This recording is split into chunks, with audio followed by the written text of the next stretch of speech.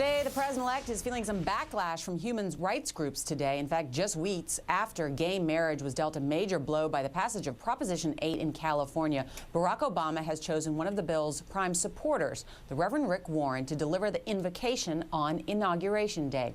One of the groups who has come out against Obama's choice is the Human Rights Campaign. David Smith is vice president of the organization. David, thanks so much for joining us. Good morning, Nora. Thanks for having me. As you know, Rick Warren, Pastor Rick, as some people call him, enormously popular in this country, sold more than 20 million books. What's wrong with him giving an invocation?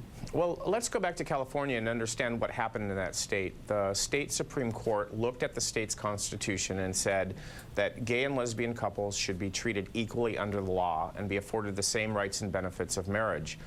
There was a very vicious campaign waged in that state of lies and deceit, of which Rick Warren was a part of, and the state narrowly overturned that Supreme Court's decision. It was a very painful, deeply cutting occurrence for our community, as you can well understand. Imagine if your marriage was taken away from you by the people of a state. That would just be devastating. And Rick Warren supported that and was a very vocal advocate. And then the president-elect, who has provided so much hope to this nation, of which our community has been a part of. I mean, he's just been a shining light. And then he selects this man to represent the spiritual totality of the nation, giving the invocation at his inauguration, which is the dawn of his new presidency, is deeply disappointing and very troubling. Who else would you like to give the invocation then? Well, I mean, there are any number of spiritual leaders that are all-encompassing, all welcoming of all people in this country. Reverend Gene Robinson, the Episcopal Bishop up in New Hampshire, would be a lovely choice.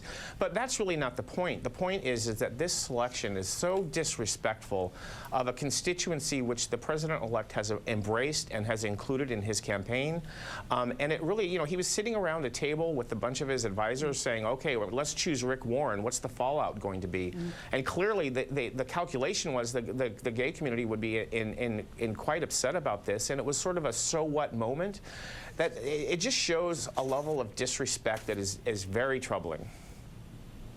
So what do you think the gay rights, human rights community is going to do in retaliation with President-elect Barack Obama? Well, anything? Yeah, Nora, it's not about retaliation. That's not what this is about. This is about communication and dialogue and establishing an administration that's open to, you know, all American citizens. And we hope this administration will demonstrate that its commitment to total equality, including GLBT Americans, lesbian, gay, bisexual, and transgender Americans, are part of the fabric of this nation. And the president-elect has embraced us, and we need to start seeing some concrete steps that he means it. This is a very troubling first sign.